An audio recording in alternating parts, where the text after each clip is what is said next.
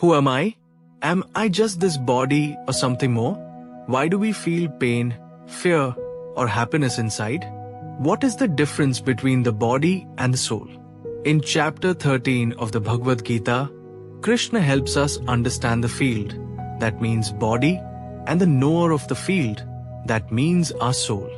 This chapter is a journey to know our true self beyond the physical body, a truth that can change how we live and feel every day. Let's get into the chapter. Arjuna said, "Dear Krishna, I want to understand nature, Prakriti, the enjoyer, Purusha, the body and the one who knows the body, as well as knowledge and the object of knowledge." Krishna replied, "Arjuna, this body is called the field, and the one who knows about the body is called the knower of the field. I am also the knower in every body. Understanding the body and the knower is what I call true knowledge. Now, I will briefly explain what this field is, how it changes, where it comes from, who the knower is, and what influences it. This knowledge has been described by many wise sages in the Vedas, especially in the Vedanta Sutra, where cause and effect are explained in detail. The field includes 5 great elements: earth, water, fire, air, and space, false ego, intelligence, the unmanifested, 10 senses, the mind, 5 sense objects, desire, hatred, happiness, distress, the body, life symptoms, and beliefs. All these make up the body and its experiences. True knowledge includes qualities like humility, non-violence, tolerance, simplicity, approaching a spiritual teacher, cleanliness, steadiness, self-control, detachment from sense pleasures, realization of the temporary nature of birth, death, old age, and disease, and disinterest in worldly attachments.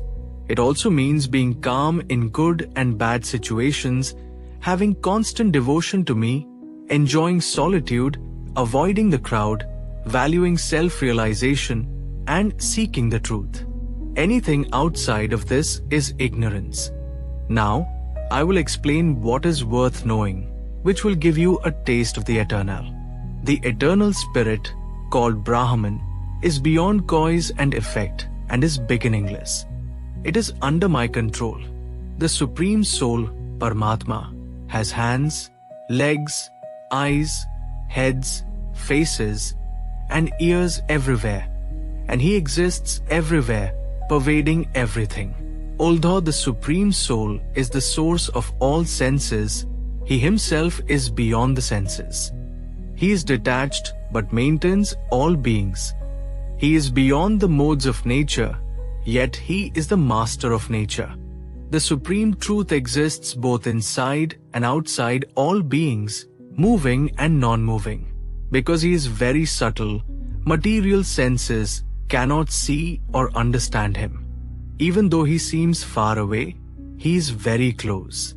Though the Supreme Soul appears to be divided among all beings, he is actually one. He maintains every living being, yet he also consumes and creates everything. He is the source of light in all luminous objects, and he is beyond darkness. He is unmanifested, and he is true knowledge, the object of knowledge, and the goal of knowledge. He lives in everyone's heart. In this way, I have explained the body, knowledge, and what is worth knowing. Only my true devotees understand this fully and reach my divine nature.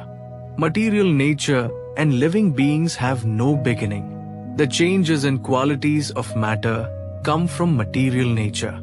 Material nature creates causes and effects, while the living being experiences pleasure and pain in this world. Living beings are caught in the cycle of life due to their connection with material nature. Because of this connection, they experience good and bad situations in different forms of life. However, inside every body, there is another being, the Supreme Lord, who is the owner, observer, and permitter. He is known as the Supreme Soul. Anyone who understands the difference between material nature, the soul, and the modes of nature will be liberated and not be born again. Some people realize the Supreme Soul through meditation. Others understand him by gaining knowledge, while some discover him through selfless actions. There are also those who hear about the Supreme Person from others and develop faith. Even without full knowledge, they too can go beyond the cycle of birth and death. Arjuna, know that everything you see, both moving and non-moving, is a combination of the field and the knower of the field, soul.